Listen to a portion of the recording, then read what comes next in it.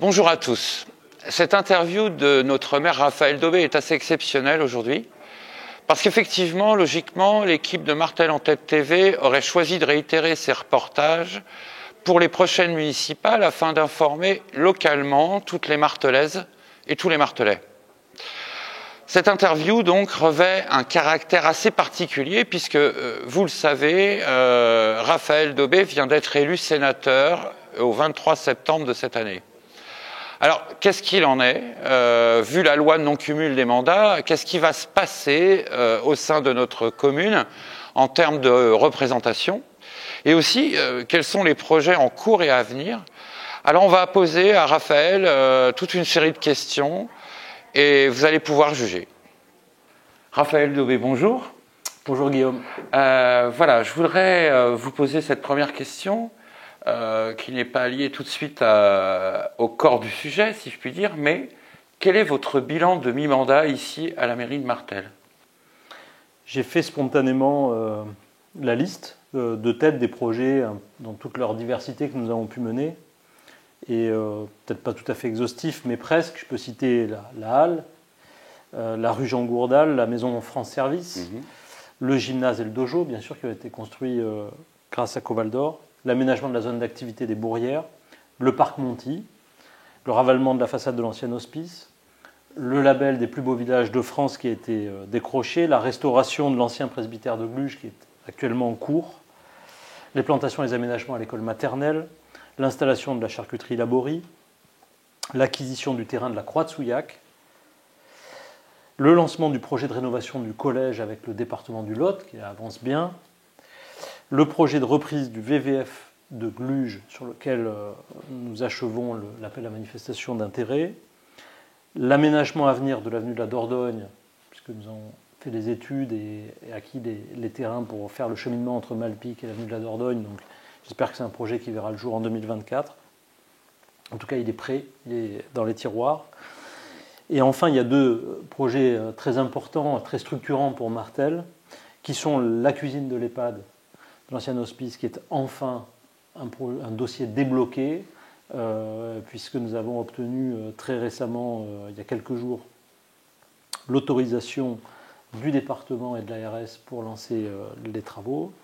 Et puis, le projet très ambitieux, pour le coup, de réhabilitation du palais de la Raymondie, un projet complexe, global, mais qui sera lui aussi très important, à la fois pour mettre en accessibilité et structurer ce palais de la Raymondie, mais aussi pour faire de ce bâtiment, de ce monument, un véritable outil culturel au service du territoire, bien au-delà de la commune de Martel.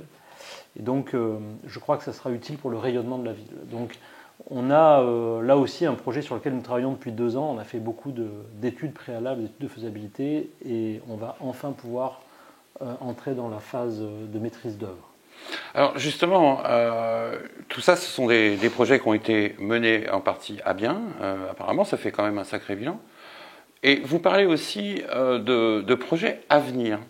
Or, vous venez d'être élu sénateur. Est-ce que vous avez l'intention de contrôler, si je puis dire, tous ces projets à venir ici à la mairie de Martel, malgré votre mandat de sénateur, justement? Alors, d'abord, moi, ce que je voudrais dire sur ce bilan de mi-mandat, sur lequel vous m'interrogiez, c'est d'abord la reconnaissance que j'éprouve pour mon équipe municipale. Parce que c'est vrai qu'on a fait beaucoup de choses en 3 ans, qui plus est avec une commune avec des moyens financiers limités. Mais malgré tout, vous voyez qu'on a réussi à faire beaucoup de choses parce qu'il y avait une équipe municipale qui a œuvré. J'ai eu autour de moi des adjoints et des élus, des conseillers municipaux qui se sont engagés, qui m'ont aidé à porter ces dossiers. Et sans eux, je veux vraiment le dire, rien n'aurait été possible. Et puis après, je voudrais aussi rendre une part de cette fierté aux Martelaises, aux Martelais et aux associations de Martel, parce que c'est eux également qui ont permis d'apporter cette dynamique dans la cité et puis de la faire vivre pendant 3 ans et du coup d'apporter ce souffle sans lequel une municipalité ne peut réussir aucun projet. Donc ça, c'est vraiment important de le dire. Après, est-ce que je vais continuer à m'impliquer sur les dossiers locaux? Bien sûr. Je vais rester d'abord conseiller municipal. J'ai été élu en 2020 pour ça, donc je resterai au conseil municipal. Je resterai aussi au moins pendant un certain temps au conseil communautaire de Coval-d'Or pour représenter la commune de Martel à Coval-d'Or. Et je continuerai à m'impliquer sur les dossiers locaux.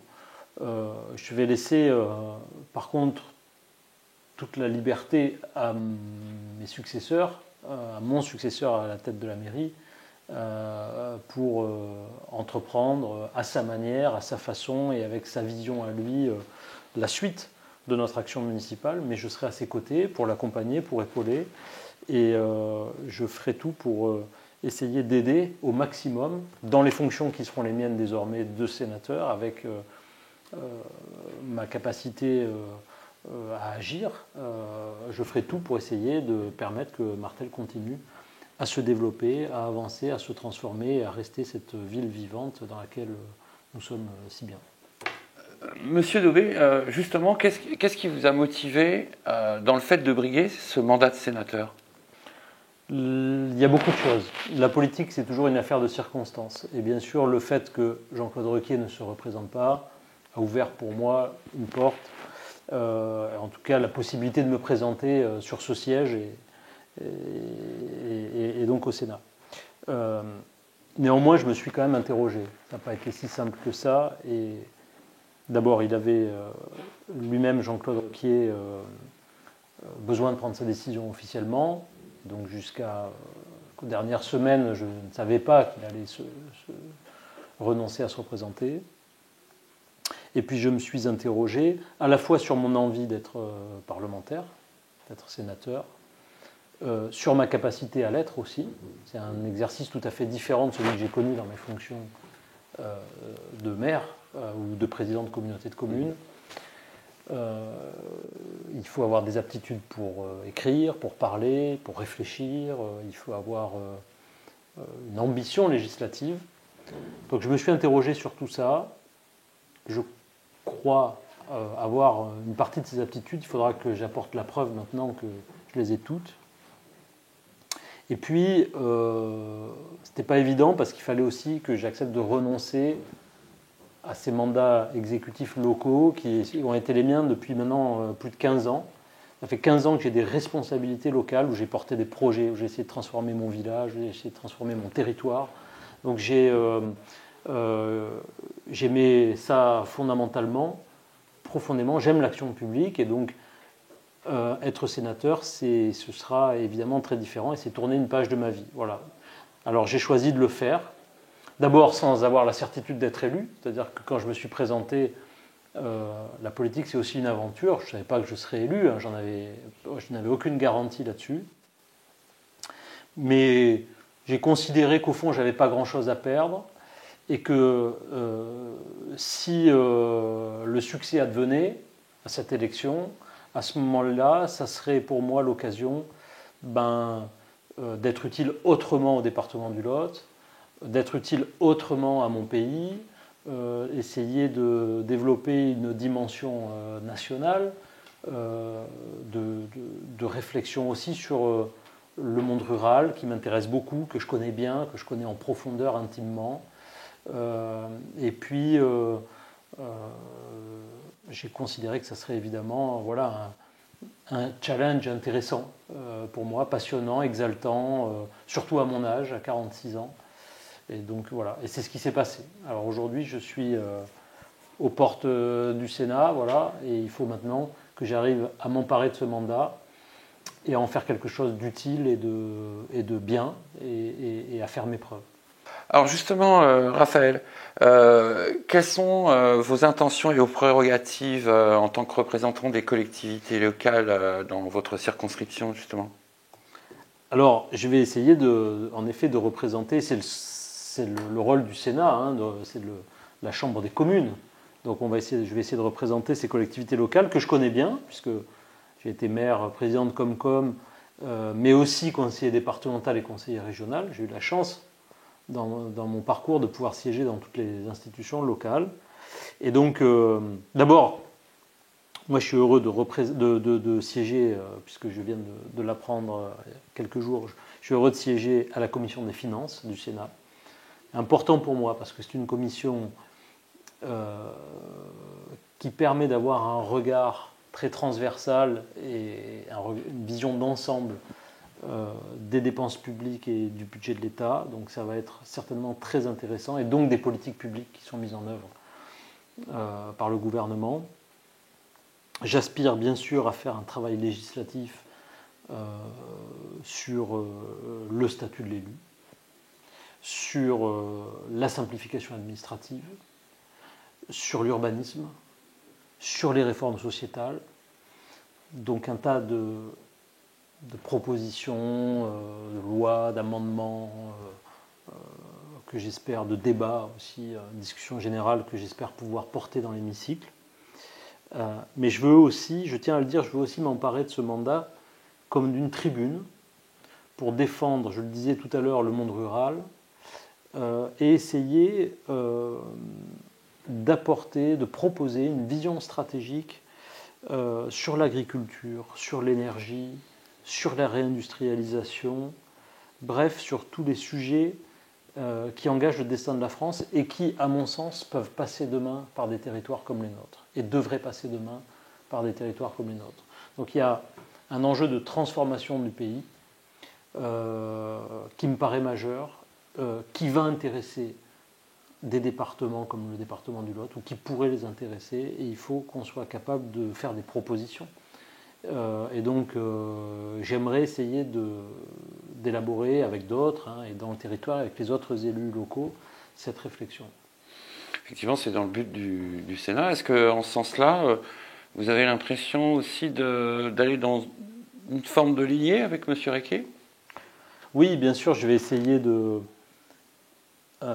m'inspirer de sa façon de travailler, et puis surtout de représenter cette lignée politique, cette famille politique, qui est reconnue, je crois, j'espère, pour son humanisme et son attachement aux valeurs républicaines, à la laïcité, aux libertés publiques. Je veux garder aussi la même liberté de ton et de pensée. Et j'ai la chance d'être dans ce groupe RDSE, Rassemblement démocratique et social européen, qui est un petit groupe au Sénat, mais c'est le plus ancien groupe du Sénat, qui a vu siéger des gens, des grands hommes comme Clémenceau, François Mitterrand, etc. Mais c'est surtout un groupe qui nous permet d'avoir une liberté de ton, de vote et d'expression. Et donc, je veux garder cette liberté. Voilà. Donc, je m'inscrirai dans cette lignée. Alors justement, parce que vous avez l'air d'être au plus proche du peuple, est-ce que vous avez l'intention, comme M. Requier, d'avoir une permanence ici, dans la région, ou à Martel, par exemple ? Oui, alors j'aimerais... ça fait partie des questions logistiques que je dois entreprendre depuis que je suis élu, donc il faut en effet que je trouve une permanence, etc., que je m'installe. Ce n'est pas encore le cas, mais j'ai l'intention, je vous le confirme, d'ouvrir une permanence à Martel. J'aimerais pouvoir ouvrir une permanence à Martel, bien sûr. Aussi pour apporter aux Martelaises et aux Martelais cette garantie que je serai toujours là, évidemment, près du terrain. Très bien. Alors, une dernière question. Est-ce que, justement, vous avez peut-être un message personnel à faire passer aux Martelaises et aux Martelais qui vous écoutent ? J'aimerais les remercier du fond du cœur. Leur dire merci du fond du cœur, parce que je sais que c'est grâce à eux, grâce à leur confiance et aux bonnes relations qu'on a eues que j'ai pu réussir à la fois dans ces années de mandat local, mais aussi avoir ce succès électoral. Je voudrais leur dire que je vais tout faire pour les représenter à Paris, leur faire honneur et les représenter le mieux possible. Et puis et leur faire cette promesse que voilà, ils pourront toujours compter sur moi. Raphaël Daubé, merci beaucoup. Merci. D'avoir répondu à nos questions et puis on vous souhaite vraiment tout le succès. Merci beaucoup. Merci à vous. Merci. Voilà, j'espère que désormais le sénateur Raphaël Daubé a pu répondre à toutes ces séries de questions et surtout à vos interrogations légitimes. Bientôt, nous compléterons cette interview avec celle de la ou du futur maire de Martel, après le 19 octobre, date de son élection. À bientôt sur Martel en Tête TV.